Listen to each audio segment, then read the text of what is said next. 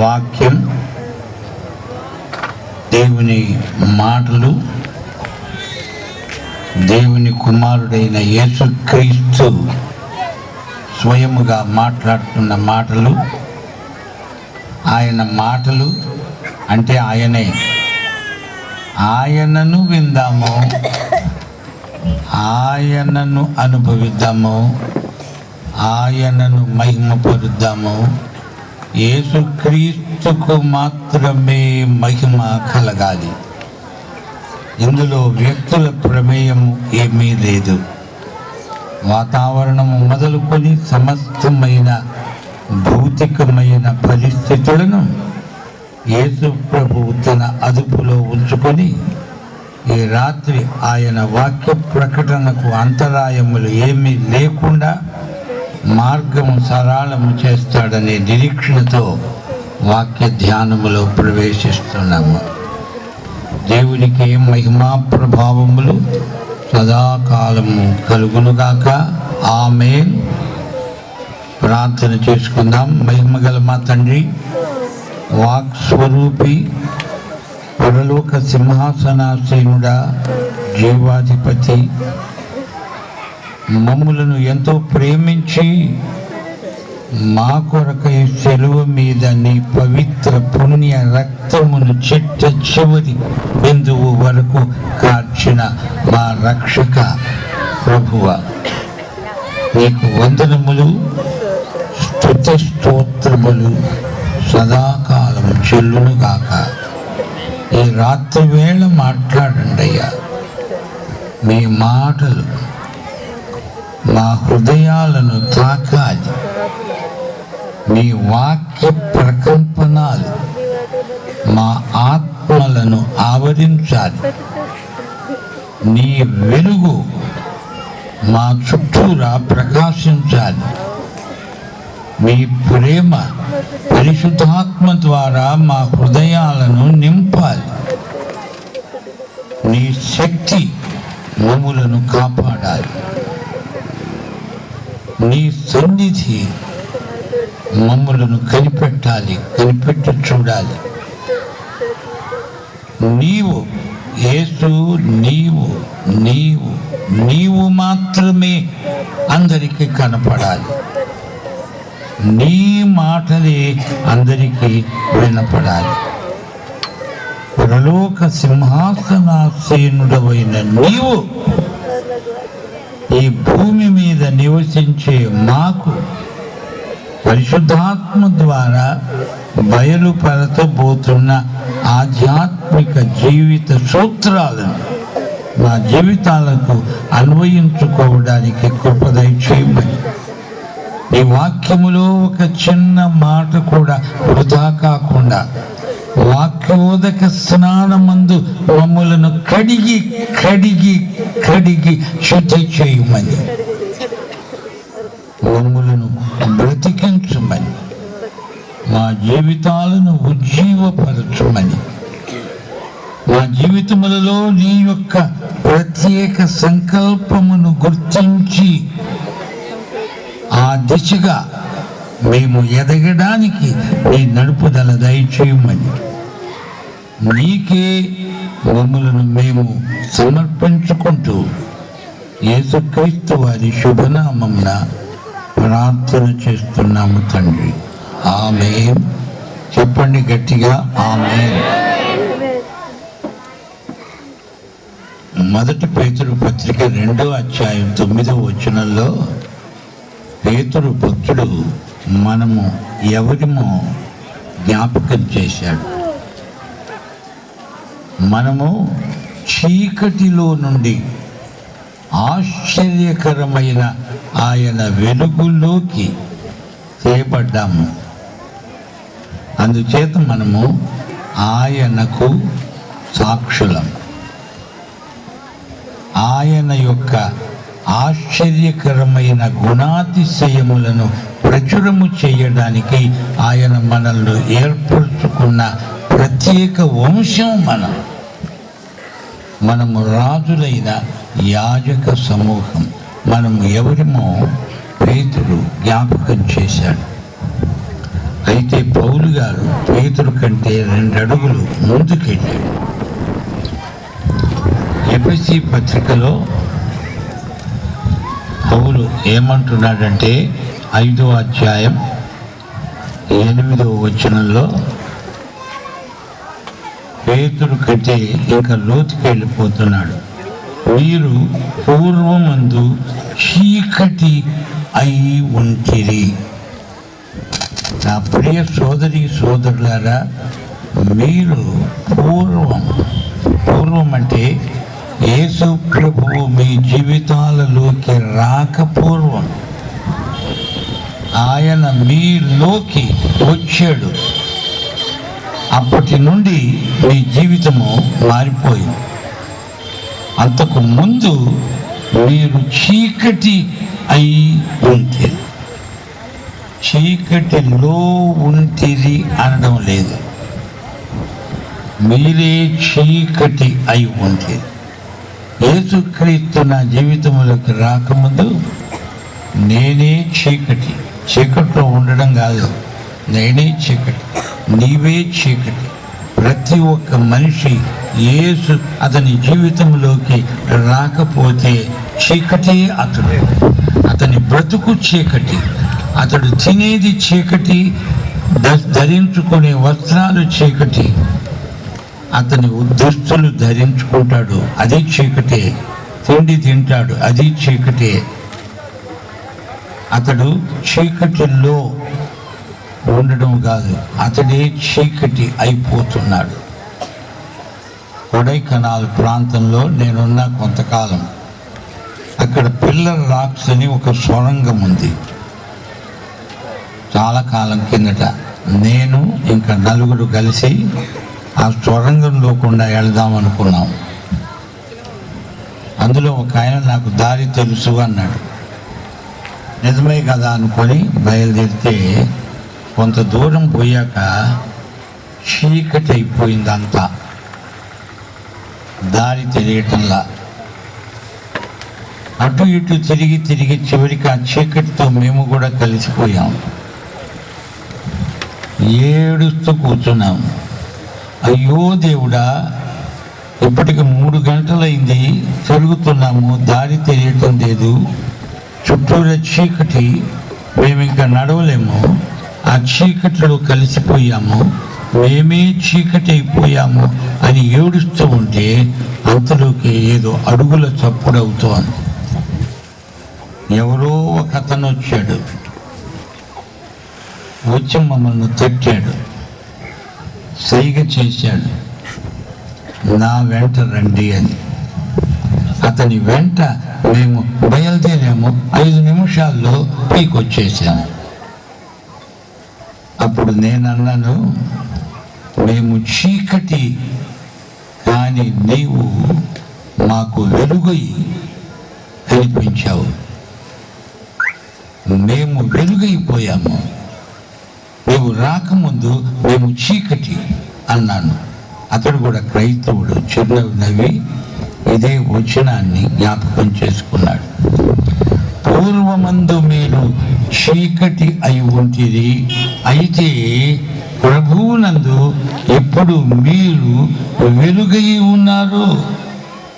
చూచారా, మీరు ప్రభువునందు వెలుగై ఉన్నారు. ఎప్పుడు అప్పుడు మీరు చీకటి, ఇప్పుడు మీరు వెలుగు. దేవుని బిడ్డలారా, క్రైస్తవులారా, చీకటిలో ఉన్నాము అని కబుర్లు చెప్పవద్దు. నువ్వు చీకటిలో ఉండడం కాదు, నువ్వే చీకటి. నీవు మారాలి, నీవు వెలుగుగా మారిపోవాలి. నీవే వెలుగైతే అది క్రైస్తవం. అంతేగాని నీ వెలుగులో ఉన్న చీకటిలో ఉండేవాడిని పూర్వం, అదంతా పాత కథ. ఈ రోజున ప్రభు మనకు బయలుపరుస్తున్న సత్యం ఏమిటంటే, ఇప్పుడు క్రైస్తవురాలా, నీవే వెలుగు. నీవు వెలుగు కాబట్టి వెలుగు, వెలగకపోతే నీవు చీకటి. అందాకెందుకు ఈ లైట్లన్నీ ఆరిపోయాయి అనుకో, ఒక అరగంట కూర్చోండి, ఒకరికొకరు కనపడరు, ఒకరినొకరు నెట్టుకుంటారు, ఒకరి మీద ఒకరు పడతారు, ఒకరినొకరు తొక్కుకుంటారు. చిట్ట చివరికి జన ప్రాణ నష్టం. చీకటి ప్రమాదకరం. చీకటిలో మన పూర్వీకులు పూర్వం యేసుక్రీస్తు వెలుగు లేక చీకటిలో జీవించారు. అంతేకాదు, వారే చీకటి. వారు ఎందుకు ఏమి చేశారో మనకు చెప్పరు. ఎందుకంటే అదొక అంధ పరంపర. మా అమ్మాయి ప్రైమరీ స్కూల్లో చదువుకునేటప్పుడు తన తోటి స్నేహితురాలతో మాట్లాడుతోంది. ఆ అమ్మాయి అందుట, ప్రసన్న నీ ముఖాన బొట్టు లేదేమిటి అని. మా అమ్మాయి నీ ముఖాన బొట్టు ఉన్నది ఎందుకు అని అడిగింది. ఎందుకుంది అంటే ఆ అమ్మాయి చెప్పలేకపోయింది. మా అమ్మని అడిగి చెప్తానంది. సరే అమ్మని అడిగి చెప్పమ్మా, నా ముఖాన బొట్టు ఎందుకు పెట్టావే అంటే, నాకు తెలియదే, మా అమ్మ నాకు పెట్టింది, నేను నీకు పెట్టా అంది. సరే వాళ్ళ అమ్మని అడుగు, ఆమె అదే ఉంటుంది. ఇలాగ వెనక్కు ఆదాము హవ్వల దాకా ఎవడికి తెలియదు ఎందుకు తానేమి చేస్తున్నాడో. అంధ పరంపర. ఈ లోకములో ఉన్న మతాలన్నీ అవి అంధ పరంపర. అది సాంప్రదాయం, పూర్వీకుల నుండి సంక్రమించిన పద్ధతులు, అలవాట్లు, పూజా విధానాలు, ఇవన్నీ కూడా పరంపర, ట్రెడిషన్, బ్లైండ్ ట్రెడిషన్. ఎందుకో ఎవరు చెప్పరు, తెలియదు. అందుకని జాగ్రత్త. ఒక ఆయన అన్నాడు, పూర్వీకులు గొప్పవాళ్ళండి అన్నాడు. నేనన్నాను, గొప్పవాళ్ళు కావచ్చు కానీ పూర్వీకులు వీక్ కలిసి పూర్వీక్ అయిందన్నా. ఎందుకు అంటే చీకటి. ఇప్పుడు ఎలక్ట్రిసిటీ ఉంది, వాళ్ళకు ఉందా? ఇప్పుడు మైక్ ఉంది, 2 తరాల కిందట వాళ్ళకు ఉందా? ఏముంది వాళ్ళకి? చెప్పు, వాళ్ళు పూర్వీక్ అవునా కాదా? నిజమే గాని అని కానీ లేదు, గీనీ లేదు. వాళ్ళకు యేసు ఎవరో తెలియదు. ఈ రోజున నా తరంలో నాకు యేసు ఎవరో తెలుసు.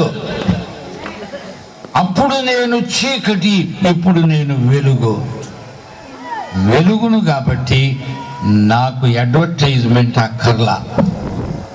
కొంతమంది మైక్ ముందు నిలబడి అయ్యలారా అమ్మలారా నేను వెలుగును అంటే జనం అంటున్నారు, ఏమయ్యా మాట్లాడొద్దయ్యా, వెలగవయ్యా, నువ్వు చెప్పక్కర్లేదు, నువ్వు వెలిగితే నువ్వు వెలుగు అని తెలుసుకుంటాం. నువ్వు ఇక మాటలు చెప్పి మమ్మల్ని మోసం చేయొద్దు. చీకటి మొహంవాడా, నేను వెలుగునని గంట సేపు మైకు ముందు మొత్తుకుంటావు, నీవు చీకటి అని తెలిసిపోతుంది. వెలుగైతే వెలుగు, లేకపోతే నోరు మూసుకో. ఊరిక మనుషుల టైము, దేవుడి టైము పాడు చేయొద్దు. సాక్ష్యం చెప్తాను, వస్తాడు ఒక్కొక్కడు. ఏమిటేమిటో మా ముత్తాత రోజుకు 50 సార్లు దగ్గాడని అది కూడా చెప్తాడు సాక్ష్యంలో. ఏమిటేమిటో చెప్తాడు గంటల తరబడి. అందరూ మొత్తుకుంటారు, నాయన నీవు వెలుగైతే వెలగరా తండ్రి, చీకటోడివి వచ్చి ఏమేమో చెప్తే మేము ఎలా నమ్ముతాము? పూర్వం ఒకడు కేశవర్ధిని తైలము అడ్వర్టైజ్మెంట్కి వచ్చాడు. ఒక ట్రాన్స్లేటర్ను పెట్టుకున్నాడు. వాడు ఉత్తర భారతం నుంచి వచ్చాడు. అందుచేత వాడు హిందీలోనూ ఏదో మాట్లాడుతున్నాడు. అతనికి ఒక ట్రాన్స్లేటరు, అతని చేతిలో ఒక సూట్ కేసు, అందులో కేశవర్ధిని తైలాల బాటిల్స్ ఉన్నాయి. అతడు బాగా తలగుడ్డ చుట్టుకొని ఉన్నాడు. గంభీరమైన స్వరం. అతనికి ఒక ట్రాన్స్లేటరు. అతడు చెయ్యెత్తితే వీడు చెయ్యెత్తుతాడు, అతడు తలదించితే ఇతడు తలదించుతాడు. అచ్చం కోతి వ్యాపారం లాగా కనపడింది. అతడు ఏమంటున్నాడంటే, అయ్యలారా ఈ కేశవర్ధిని తైలము గనక మీరు రాచుకుంటే మీ వెంట్రుకలు భూగోళము చుట్టుకొలత అంత పెరుగుతాయి అని చెప్పి ఒక పటం వేసి చూపుతున్నాడు. జనమంతా ఆశ్చర్యపోతున్నారు. 2 కాలేజీ కుర్రాళ్ళు వచ్చారు. వాడు వీడిని నెట్టాడు, వీడు ఇంకొకరిని నెట్టాడు, అందరూ వచ్చి వాడి మీద పడ్డారు. వాడి సూట్ కేసు అంత దూరాన పోయి పడింది, వాడి తలగుడ్డ ఎంత దూరాన పోయి పడింది. అందరూ చూచారు వాడిది బట్టతల. అందరూ ఏమన్నారంటే, ఏమయ్యోయ్ కేశవర్ధిని తైలం ఏజెంటు నీవెందుకు రాసుకోలేదురా, నీకు పని చెయ్యదా అది, అందరికీ తెచ్చి చెప్తావా, నీవు నోరు మూసుకొని పో, నీ డబ్బా ఎగరగొడతాం అంతే అని సూట్ కేసుని అలా ఎగరగొట్టేశారు. వాడు ఏజెంటు, అందుకని అట్లా చెప్తే అది వాడికి పని చేయదు. ఆ ఏజెంట్ వాడు డబ్బులు ఇస్తాడు, ఆ డబ్బుల కోసం ఏడుస్తున్నాడు. జాగ్రత్త, క్రైస్తవము ఏజెన్సీ కాదు. ఎవడో అమెరికా నుంచి ఇంగ్లాండ్ నుంచి వచ్చి నీకు డబ్బులు ఇస్తా నా కీర్తన పాడమంటే పాడేది అది క్రైస్తవం కాదు. క్రైస్తవం అనగా వెలుగైపోయే మనుషుల యొక్క మాటల సంపూర్ణమైన అర్థవంతమైన ప్రభావం, అది క్రైస్తవం. లోకాన్ని మోసం చేస్తారా? ఏదోనండి మేము మతం పట్టామండి, పట్టినప్పటి నుంచి అంతా కలిసి వచ్చిందండి. ఏంది కలిసి వచ్చేది? మతం వద్దు. మతాలు ఎన్నో ఉన్నాయి మన భారతదేశంలో. ఏ మతానికి ఆ మతమే, మిగతా మతాలు మంచివి కాదని ప్రచారం చేస్తాయి. తమ మతమే మంచిదని మొత్తుకుంటాయి. ఒక మతంతో ఇంకో మతము దెబ్బలాడుతుంది, రక్తపాతం, ఒకరినొకరు కొట్టుకుంటారు, చంపుకుంటారు. మతము పేరట మన భారతదేశ చరిత్రలోని ప్రతి పుట ఆ కలహాల రక్తముతో తడిసిపోయింది. ఎలాంటి మతాన్ని నేను సమర్థించను. అది క్రైస్తవ మతమే కావచ్చుగాక, నాకొద్దు.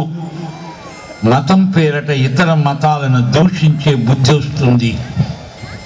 నీవు దేవుని బిడ్డవని గర్వంతో నిలబడి మీరు పాపులు మేము పరిశుద్ధులము అని చెప్పే మాటలు తప్పు. నీవు పరిశుద్ధుడివి నిజమే, కానీ అవతలతో పోల్చుకుంటే నీ పరిశుద్ధత మట్టిలో కలిసిపో. మనకు మతం లేదు, యేసు ఉన్నాడు. యేసు సమరయ స్త్రీతో ఎలా మాట్లాడాడు ఒక్కసారి జ్ఞాపకం చేసుకుంటారా? మతం అని అన్నాడా నోటితో ఆయన మాట? ఆమె అంటోంది నాకు మతం ఉంది, అదిగో ఆ పర్వతం మీద మా ఊళ్ళు ఆరాధిస్తారు, మీ ఊళ్ళు యెరూషలేములో ఆరాధిస్తారు, మీ మతం మా మతం అంటే యేసు ప్రభు అంటున్నాడు, అమ్మ మత ప్రసక్తి లేదు తల్లి, దేవుడు ఆత్మ. అందుచేత దేవుణ్ణి ఆరాధించేవారు ఆ కొండకు పోనక్కర్లా, ఈ కొండకు పోనక్కర్లా, యెరూషలేముకు పోనక్కర్లా, యొర్దాను నదికి పోనక్కర్లా. దేవుడు ఆత్మ గనుక దేవుని ఆరాధించేవారు ఆత్మతో సత్యముతో లోకములో ఎక్కడైనా అరణ్యంలో కానీ పెద్ద భవనంలో కానీ పట్టణంలో కానీ ఎక్కడైనా సరే దేవుణ్ణి ఆరాధించవచ్చు. తల్లి నా మాట నమ్మమ్మ, ఆ రోజు వచ్చేసింది తల్లి. నీవు మత కలహాలతోటి పాడైపోయినట్టున్నావమ్మా. మేము మీరు అంటున్నావు, నేనన్న నా మాట. నీకోసమే ఇంత దూరం పాదచారినై వచ్చానమ్మా. నిన్ను ఒక గొప్ప వ్యక్తిగా సువార్తికురాలినిగా మార్చడానికి వచ్చానమ్మా. చీకటిని వెలుగుగా మార్చడానికి వచ్చాను తల్లి. అమ్మా అని ఒక పతితను జార గ్రామీణ స్త్రీని యేసు సంబోధిస్తున్నాడు. నువ్వు సంబోధిస్తావా అట్లాంటి మనిషితో? పనికి మాలింది అని పోతావు. ఎందుకంటే నీకు భక్తి, మత భక్తి పిచ్చి బుర్రకెక్కింది. ఏ స్వామితో ఎంతసేపు గడిపాడు నీకు తెలుసున వాక్యం చెబుతూ. నీవో ఏమో బాగా కానుకలు వచ్చే చోట, ధనవంతులు ఉన్న చోటికి తెగపోతావు. పతితలు, భిక్షుకులు, దారి ప్రక్కన పడి ఉన్న ఎక్సెస్ బ్యాగేజ్ వాళ్ళ దగ్గరికి వెళ్తావా నీవు? వాళ్ళ దగ్గరికి వెళ్తే నీకేం దొరుకుతుంది? వాడే సన్యాసి, అడుక్కు తినేవాడు. నీవు వాడి దగ్గరికి పోతే ఏం దొరకదు, అందుకని వాడి దగ్గరికి పోలే. అవునా? మరి ప్రభు అంటున్నాడు, నేను ఎవరి దగ్గరికి వచ్చాను? ఒక పతిత, ఆమె దగ్గరికి ఎవరు వెళ్ళరు. ఆ ఊళ్ళో ఉన్న స్త్రీలలో ఎవరు ఆమె ముఖం చూడడానికి ఇష్టపడరు. ఆమె కనపడితే తుపక్కును ఉమ్మేస్తాడు ముఖాన్ని. ఎందుకంటే వాళ్ళ భర్తలను ఎంతమందినో చెడగొట్టింది ఈ పతిత. పాపముతో పుచ్చిపోయింది మనిషి. అలాంటి మనిషి కోసము యేసు తన ప్రయాణాన్ని బ్రేక్ చేసి అక్కడికి వచ్చి అక్కడ కూర్చున్నాడు, ఆమెతో మాట్లాడుతున్నాడు. సువార్త అంటే ఏమిటనుకున్నారు? మజాక? ఏమిటి మీ ఉద్దేశం? మన దేశంలో బడుగు ప్రజలు, ఎక్సెస్ బ్యాగేజ్ అని అవతల పారేసిన ప్రజలు, దిక్కు దివాణము లేని ప్రజలు, బెచ్చగాళ్ళు, వేశ్యలు, ఘోరమైన జీవితాలలో దినదినము ఒక నరకంగా బాధపడుతున్న ప్రజల కోసమై దేవుడు నిన్ను అభిషేకించాడు. కానీ నీవో పెద్ద విద్వాంసుడి అయిపోయి పెద్ద సభల్లో ఓహోహో ఏం మాట్లాడతావు, నీ మాటలు నీ మాటలు కోటలు కదా, మీ మాటలు కోటలు దాటుతాయి, మీ కాళ్ళు గడపలు దాట. ఎక్కడికి వెళ్తారు మీరు? పైగా చెప్తారు, ఏమండి మేమండి పెద్ద సంఘం స్థాపించాం, అందులో ఎంతోమంది ఉన్నారు, వాళ్ళను మతపు ఎరబెట్టి తెచ్చావా లేక నిజంగా క్రీస్తు కోసం తెచ్చావా, నాకు నీవు రుజువు చేస్తావా? మతపు ఎరబెట్టి నువ్వు ఒక మతాన్ని వదిలావు, దాన్ని తిడుతూ ఉండు రోజు ఒక అరగంట సేపు. మనమేమో ఇక్కడ కొత్త మతంలోకి వచ్చాము, ఈ మత భజన చేస్తామని చెప్తే ఏయ్ నీవు ముందు దెబ్బతింటావు, జాగ్రత్త. మత కలహాలు సృష్టించేవాడు క్రైస్తవుడు కాడు, వాడు సైతాను ఏజెంట్. మళ్ళా చెప్తున్నా, ఒక క్రైస్తవుని బట్టి ఎట్టి పరిస్థితిలో మత కలహాలు రాకూడదు. ఎందుకంటే మనకు మతం లేదు. మనము సువార్త అనే ఉద్యమాన్ని, ఇది వెలుగు ఉద్యమాన్ని మనము ప్రజల మధ్యకు వెళ్ళి ప్రకాశిస్తాము.